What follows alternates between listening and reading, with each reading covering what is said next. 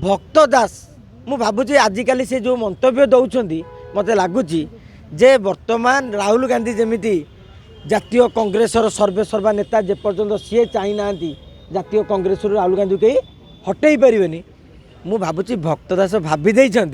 जे वर्तमान ओडिशा कांग्रेस रे भक्त जुग आरंभ हो जाइए से बुझा दरकार